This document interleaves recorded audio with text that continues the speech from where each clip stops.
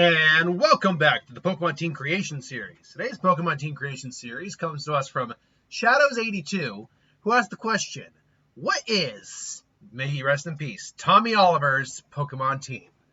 Yeah, man, when I heard, but I like a lot of people, I was a 90s kid, or okay, like a lot of people, I was a 90s kid, but like a lot of 90s kids, I grew up on Power Rangers. I only watched, like, the original Mighty Morphin, a little into the Zeo era, and then bits and pieces of a couple other ones, like Jungle Fury. I remember watching that to a certain degree. But yeah, I obviously grew up on the original, the OG. I remember Tommy. Tommy and Jason were always among my favorites. Jason's the leader. He's cool. He's got the Tyrannosaurus. Tommy Oliver's wearing green, my favorite color. He's got the Dragon Zord. Then he's got the Tiger Zord with a badass saber. Who doesn't love Tommy? So when I heard about the actor's suicide, that really bummed me out, man. I mean, any death is tragic, but that was particularly a particularly sad moment. But still, life goes on. He is immortalized. He is immortalized as that character, and he loved playing. He loved the fandom, and he loved playing that character because he kept coming back to play it, and it just made him happy to see people happy. So let us make a pretty awesome team for him then, in tribute to him, sir. Sirs and madams, I say, damn you. Now then, how am I going to go about making a team for him, though? Because that is the question, isn't it? How exactly do you make a team for Tommy Oliver? Because Tommy has been a ranger for most of his life, and he's been a ranger through more than one series of rangers. He's been a ranger through the original Mighty Morphin. It was Zeo Turbo. He was a ranger, still a ranger. I am trying to find the name of the device to let him turn into all the rangers, by the way, because that does Master Morphin. That's what it's called, because that will come up later. So, because he, like I said, he's been he's got Dinomorph. He was Dino Morpher, Raptor Riders. I've got one of his wikis up here. Which Tommy. Okay, the Rangers. He was the Green Ranger, White Ranger, Zeo Ranger, V Red Turbo Ranger, the Black Dino Thunder Ranger, and he was a dad. But Dr. O is one of the other lists. But no, he's been like a ranger 4 or 5 times in 4 or 5 different groups. Hell, and I believe it was Zeo. Jason came back and became the Gold Ranger for a short time. That was good looking in his suit too. So how did I want to go about doing this? Well, I know one thing was for certain. I needed something for martial arts. Tommy Oliver and David Michael Frank was the actual actor's name. I have it right here. Maybe I should just look that up. Was portrayed by where? Types it here. A legendary movie is to where I think is for some reason I can't find the name of the actor, but point being, I believe it's David Michael Frank, right? Oh, there, Tommy, played by Jason David Frank. I knew David and Frank were in there. Jason David Frank. He was a legit MMA fighter, for those who didn't know. I believe he was actually won tournaments, all that. He was legit MMA. So I knew I needed something that was a martial arts based Pokemon. But there are a lot of fighting types. So what exactly do you do? And honestly, one of the things that I thought about for the fighting type was the fact that it had to be a fighting type that actually is more of a martial artist than just straight muscle or just fighting with your fists or things along those lines. A lot of fighting type Pokemon tend to just have that for their typing. They fight with their fists. They're a bit more physical. Some have martial arts, but a lot of them don't. Hitmonlee and Hitmonchan, for example, have a fighting style, martial boxing or kicking, whatever it might be. However, something more like a Machamp, it's just throwing punches most of the time. Or, to use other examples, Blaziken does have a martial arts to it, involving its legs. It uses its legs. Whereas something like or swat and throw is another example. One's more of a karate type, one's more of a judo jujitsu type. So there's that. But then you get into other fighting types. For example, Quagsivil actually is a great example. Is where not really a martial art. It just has the fighting type. It attacks with physical attacks. So not really a fighting type per se. Likewise, I love Annihilate, but I love Annihilate in the Making Land, but they're more just brutal attackers than anything else. But with Tommy, he's a straight martial artist. I knew I wanted to focus on that, and luckily we do have something that really worked for that, I think, and that is Urshifu. Now, this is the single strike dark form of it, not the rapid strike water form. But I think I liked it better for the single strike. Honestly, it represents a little bit of the darkness that Tommy ultimately had when he was the evil Green Ranger. Plus, he's got the headband on his back there, as we saw multiple times when him and the others were duking out in official tournaments in the series. So I liked Urshifu. It's also the idea of, going from the trainee, the young student with potential, to the master and the legend, which Tommy ultimately became. So with that now, what was my ultimate game plan? Well, I mentioned real quick the Master Morpher, which allowed it essentially to morph through any of his previous Power Ranger, his Ranger transformations, from green to white to Dino to Zeo. I think it's Xeno, sorry. Either way. And so, I knew I needed a Mon that could represent that. But how do you represent a Mon that could just alternate between Ranger forms? Well, I think it actually works out the idea that you have a Mon on the team that can rotate through types. Silvally. Silvally makes, I think, perfect sense. Again, it's not quite a legendary Pokemon, so it's not on that level, but it's obviously a man-made Arceus being able to change, having the multi-type kind of ability, RKS system as it's called. But this makes sense that in order to adapt to a situation and gain a certain edge, you need to be able to switch to a different level of power. So this, I think, works in concept. Plus, Tommy's relationship with his friends are very strong, and Silvally only evolves through high friendship. So this works for me in that concept. But now we get to the main four. And when I say the main four, I do mean the main four, because this was the big concept for designing a team. Every Ranger has a Zord. Tommy, being a four-time over Ranger, 5 because I couldn't put a damn car in here for Turbo, has had 5 different Zords. Again, there's no car mons except for a Koraidon technically, or a Vavaroom, which I'm like, no, that's pushing it.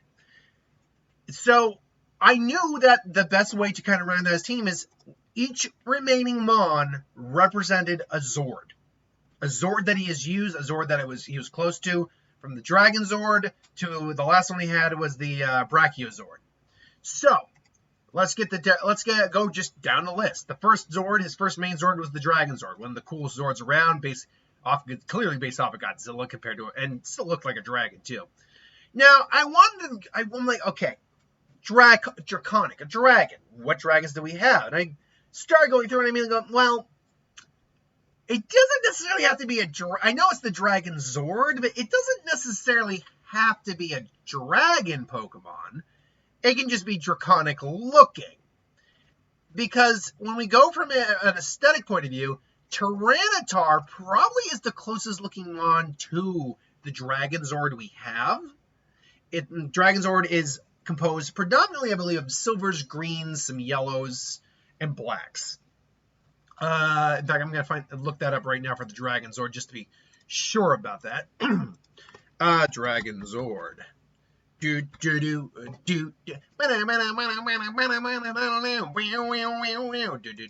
Alright.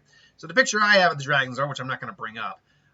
So yeah, I mean, actually, it's mostly a lot of black and silver. It's got a yellow chest piece with some red dots, but there is green accented throughout it, so that makes sense. Physically, design-wise, this makes the most sense to me, because if we're thinking about other dragons that could actually be used, not many. I mean, Palkia kind of is designed like the Dragon Zord, but I think that's way too powerful of a Mon to have on the team, even though I'm I already have a legendary on the team, and now a pseudo on the team, and a I guess whatever would the next step down be, because Savali's pretty powerful, but again, it's not legendary in strength.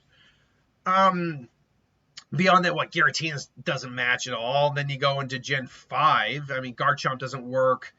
Haxorus, I don't think Haxorus works, nor does Hydreigon. None of the Tau Trio really work, I think, because they can all fly, and they just aren't designed in that sense.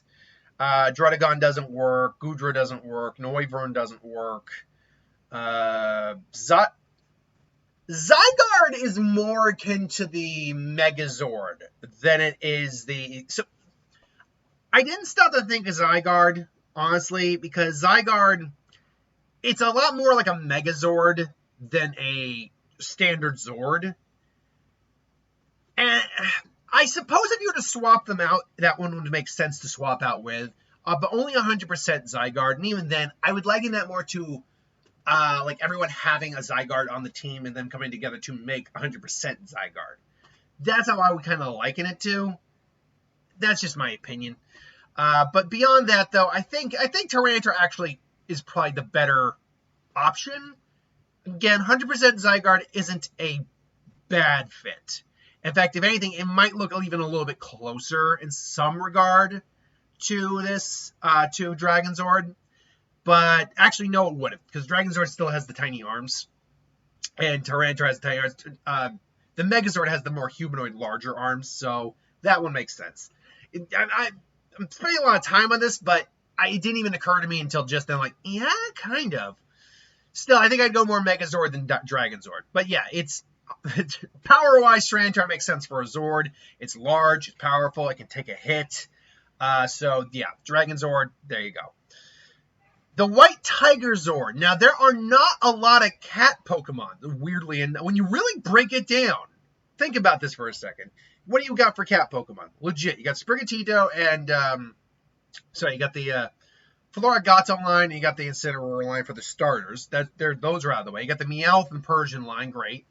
You got Liepard, the Liepard line. You got Glameow and Purugly. Esper and Meowstic are, by all accounts, cats. I'm not. I got Galarian versions of Meowth and Alolan versions of Meowth, but I don't really count much towards that as a cat. I mean, there actually aren't a lot of cat Pokemon when you. And then Pyroar and Pyroar, the Litleo line. That's what I meant. Litleo and Pyroar, they're obviously there, but I mean, when you really break it down, there's a lot of cats in the world that you could still do a Pokemon for. You can do leopards and Liepard exists, but you can still do leopards and jaguars. Jaguars would be up there. Cheetahs would be up there. Mountain lions. The caracal cat, if we ever do an African-based region. Bobcats, lynxes. Shinx is on there too. Yeah, Shinx is there. But I'm like, okay, it's a White Tiger Zord. We only have one tiger-based Pokemon.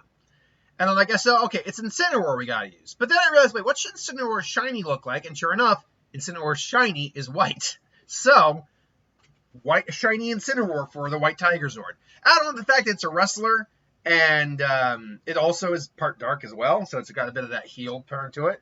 It means it's also leans towards the fighting aspect of Tommy. Then we have the Phoenix Zord he had during his Zeo years. And this guy could have easily gone either Ho-Oh or Moltres. I decided to actually go with Talonflame. Typing-wise, it doesn't change anything. It's also, I think it just looks the closest to what the Phoenix Zord would look like. Moltres might technically look a little closer. I like Talonflame better because there's already one technical legendary on this team right now, and I didn't want to go too beyond on the legendaries if I could help it. Like I say, I'm always trying to find the team that best represents the character, not the most balanced team in terms of powers or stat. But Talonflame's always been it's still kind of a glass cannon, gets curved by rocks, but it's still a good Pokemon. I love Talonflame. And then the last one, the Brachiozord. There's only 2 Brachio or long neck dinosaur-based Pokemon in Pokemon, to the best of my memory. Tropius and the Aurorus line. I went with the Aurora Slide. Why? Well, A, because it actually is resurrected from a fossil, which makes sense for the dino, based, style of the Rangers he was in at the time. Beyond that, it also actually looks closer to a Zord than most of the others on this team, except for maybe Tyranitar. And C, I think it just represents the Brachio side of things the best. We don't. Granted, it's not a Brachiosaur. It's like an Apatosaur, I know it's based off an actual dinosaur because of the frills. But I think I liked this just better as a concept and idea versus Tropius, who, by all accounts, is just a random dinosaur. Which I love Tropius. Just design-wise, I love it, but it's not the best mon to begin with. And, excuse me. I just ate dinner. And, yeah, I felt this just worked better to represent the Brachiosaur. So, as always, how well-balanced is this team? Well, upon making this team, I found a very sad truth. Of all the typings, this team gets its teeth kicked in by fighting types. The only one who's flat out fine against them is Talonflame. Other than that, Delroy's is ×4, weak to fighting. Incineroar has dark type. Tyranitar ×4, dark fighting. Silvally, if we'll just look at from its normal perspective, its standard type is normal, weak to fighting. And Urshifu, despite being fighting, is also, in the form I gave them, dark. So, yeah, among all the typings out there, it's apparently the fighting type that really hurts this team. Like that could, in theory, straight out sweep this team if it wasn't careful. But beyond that, I mean, what? You got 2 rock types, so it does suffer a little bit from water. Water's a bit of an issue for it. But only half. Actually, no, sorry. You have 2 dark types and 2 fire types. Sorry, let me rephrase that. Water's a problem for this team. Talonflame's got flying, which is at least good. But no, water is a problem for this team as well. But beyond that, I mean, ground types it's only about as weak as it can be against ground. You got 2 rock types, and one of them's an ice type, which is strong against ground. So there is that. Then you have 3 different dark types on the team, which does at least mean you have a heavy resistance to Ghost, as well as an immunity to Psychic on half the team. And I say half the team again, because Silvally can be any type. You could theoretically make it Dark, Ghost, whatever you want it to be. That's the whole point of the Silvally. Beyond that, though, beyond the 2 main water and fighting weaknesses, there aren't a lot of weaknesses that this team ultimately has. Like severe weaknesses, I should say. I'd argue Bug, but really the only one who's really going to get hurt by Bug is Urshifu. Because Incineroar's a fire type, the Bug is just going to completely... the Bug is going to be completely burnt out. Same with Talonflame on the team. So, is it a perfectly balanced team? Hell no. Is it a solid, though? It's like, is it a heavy hitter of a team, though? Yo, no, this is a highly heavy hitter team. Like, I think the lowest base stat you have on this entire team is like in the high 400s, low 5s. So, yeah, no, you have a pretty solid team base stat total-wise. But this is, in the end, just my opinion. What do you think would be the Pokemon team of Tommy Oliver? Let me know in the comments below. But thanks for watching. Hope you enjoyed. Like, comment, share, subscribe, and I'll see you folks next time.